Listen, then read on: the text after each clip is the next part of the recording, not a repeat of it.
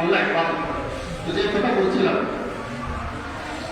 প্রযুক্তিকে চ্যালেঞ্জ করার জন্য আমাদের একটা কারণে হচ্ছে অন্তরকে সমর্থন করা, আর 2 নম্বর হচ্ছে দর্শনকে সমর্থন করা, নজরকে দৃষ্টিকে হেফাজত করা। কাকে হেফাজত করা? কাকে হেফাজত করা? কার আদেশ? কোন জায়গায়? মাশাআল্লাহ, শিক্ষিত। আয়াতটা বলি, সূরা নূর বলেন, কি নূর? সূরাতুন নূর। সূরা নূরের 30 এবং 31 নম্বর আয়াত, 2টা আয়াত মুসলিম মহিলাদের জন্য, মুসলমানদের জন্য পর্দার ব্যাপারে সবচেয়ে বড় একটা সবক। আল্লাহ তাআলা এই সূরা নূরের 30 নম্বর আয়াতে বলেন, قل للمؤمنين يغضوا من أبصارهم ويحفظوا فروجهم ذلك أزكى لهم إن الله خبير بما يصنعون وقل للمؤمنات يغضضن من أبصارهن ويحفظن فروجهن ولا يبدين زينتهن إلا ما ظهر منها وليضربن بخمرهن على جيوبهن. أشهد أن لا إله إلا الله. ওলা ওলা থ্রি পিসের ওলা আছে না? থ্রি পিসের ওলা আছে না? টু পিস পরা যায় না। কোন মুসলিম নারীদের উপর টু পিস পরা যায় না। কিরায় ভালো করে বুঝতে হবে। আর ওয়ান পিস পরা তো কোনো ভাবেই না। তাহলে থ্রি পিসের মধ্যে ওলা আছে না? ওলা কোথায় রাখবে?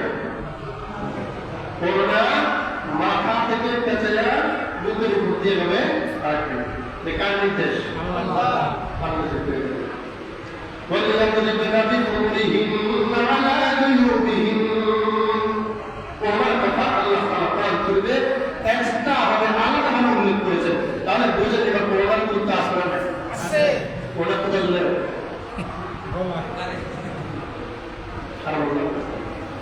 ওনা রাখতে হবে মাথা থেকে এই পর্যন্ত। এটা কার নির্দেশ? আল্লাহ। যদি বিশ্বাস না হয় মুসলমান, আজকে যে 31 নম্বর আয়াতে সূরা বলে কোন বার্তা করবেন, তাফসীরটা করবেন, মাঝখানে বলে দিলাম। তাহলে দর্শককে হেফাজত করা এটা কার নির্দেশ? আল্লাহ। কুল লিল মুমিনিনা ইয়াগুদ্দু মিন আবসারিহিম ওয়া ইয়াহফাযু ফুরুজাহুম যালিকা আযকা লাহুম। আল্লাহ তাআলা মুমিনরা, হে মুমিনদেরকে জানায় দেন, মুমিনদেরকে বলে দেন তারা যেন তাদের নজরকে নিচের দিকে রাখে। সুবহানাল্লাহ। কোন দিকে রাখবে? নিচের দিকে। মুমিন যখন রাস্তায় চলবে কোন দিকে নজর রাখবে? ওয়ায়াহফাযু ফুরুজাহুম, তারা যেন তাদের লজ্জাস্থানকে হেফাজত করে। তাহলে এবার বলেন, বাংলাদেশে যেগুলো পতিতালয়, ওইটা কি লজ্জাস্থানকে হেফাজত করার জায়গা না অপব্যবহার করার জায়গা? কথাটা আল্লাহ আমাদের গুরুদেরকে বলে দেন, নজরকে হেফাজত করো আর শরমের জায়গাকে সংরক্ষণ করে হেফাজত করো। তার বাংলাদেশে যেগুলো আবাসিক হোটেল আছে, যারা কক্সবাজারে ঘুরতে যায়, আমার বসতে গেছে কক্সবাজারে, গায়ে বসতো ঠিক দিনে না আমাদের জায়গায় বসে, আর আমরা বুঝি আল্লাহ যা দেখি বা বলতে গেলে আরেকটা রাস্তা কি তারপর এখানে অ্যাভেলেবেল পাওয়া কি পাওয়া যায়? বুঝছেন কথা?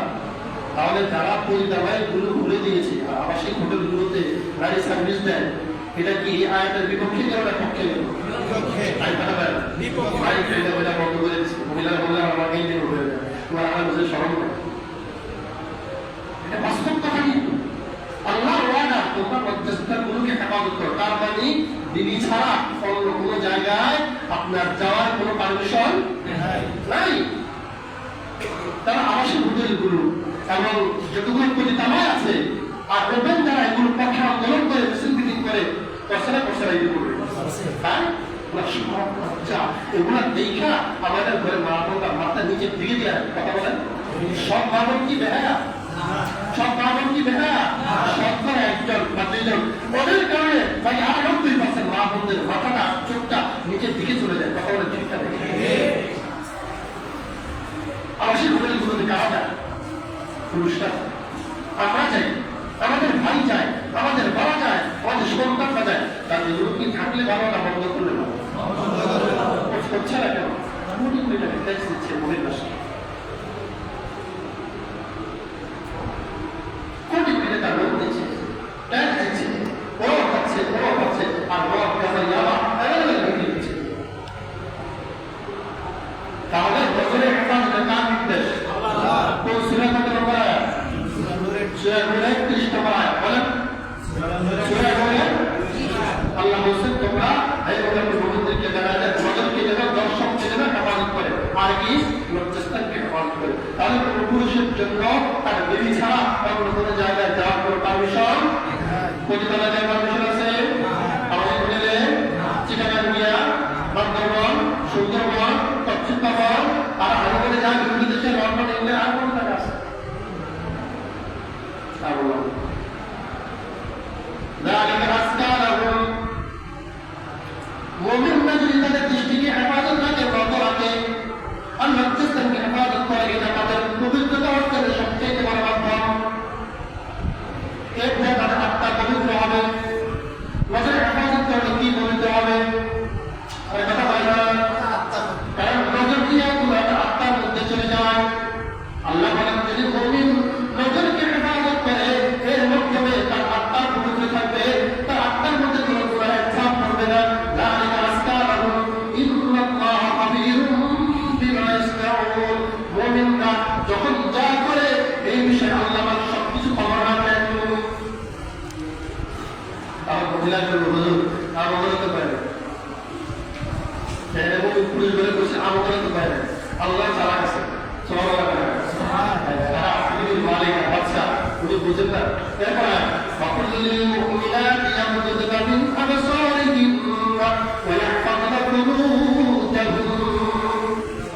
আল্লাহ তাআলা বলেন হে নবী মুমিন ভাইদেরকে জানান দেন, হে নবী মুমিন নারীদেরকে জানান দেন, তারা যখন রাস্তাঘাটে কোনো প্রয়োজনে বের হয়, নারীরা যদি কোনো প্রয়োজনে রাস্তাঘাটে বের হয়, তখন কোনো পুরুষ তার চোখে সামনে হঠাৎ করে চলে আসে, সে যেন তার চোখের দৃষ্টিটা সাথে সাথে নিজের দিকে বাড়ায়। মাছ বাজারে গেলে মহিলা বেশি রাখো রাগ করতে আসে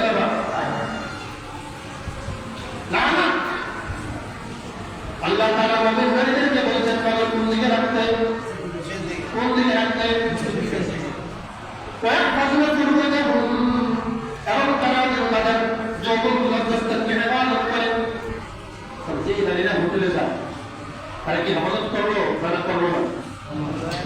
বাসিটির মেয়েরা এগুলো সবগুলো জানো না। তাহলে আল্লাহ পাকের নির্দেশনা পুরুষরাও তাদের লজ্জাস্থানকে হেফাজত করবে, নারীরাও তাদের লজ্জাস্থানকে হেফাজত করবে। পুরুষের হেফাজত পুরুষের দায়িত্বে, নারীর হেফাজত। তাহলে পরিবারগুলোর জন্য 3 শ্রেণীর লোক দায়ী: পুরুষ, নারী এবং প্রশাসন।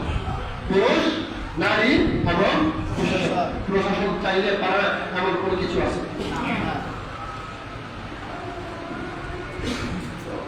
আল্লাহ পাকের ফরমান সূরা নূরের 31 নম্বর আয়াত, وَقُلْ لِلْمُؤْمِنَاتِ يَغْضُضْنَ مِنْ أَبْصَارِهِنَّ وَيَحْفَظْنَ فُرُوجَهُنَّ। নারীদেরকে জানায় দেন তারা যেন নজরকে নিচে রাখে, আমার লজ্জাস্থানকে হেফাজত করে। তার আজকে আমার আলোচনার বিষয়বস্তু হচ্ছে অনলাইন মিডিয়াতে যদি আমি রাস্তাঘাটে বের হই, অনলাইনে মিডিয়া চালার প্রয়োজনের কারণে ওই সময় যদি কোনো পুরুষ ফেসবুক চালায়, ইউটিউব চালায়, কোনো নারীর ছবি যখন আসে তখন সে নজরকে কি করবে? নিচের দিকে করে বলবো আপনাদের যে করি ওদের নিচের দিকে চালিয়ে দেয়, নজরটাকে বন্ধ করে ফেলবে। কি করে ফেলবে? আবার কোনো মহিলা যখন ফেসবুক চালায়, ইউটিউব চালায়, যদি কোনো পুরুষের ছবি আসে, কোন নোংরা ছবি আসে, তাহলে সে চোখটাকে আস্তে করে বন্ধ করে ফেলবে। যদি এমনটা হয়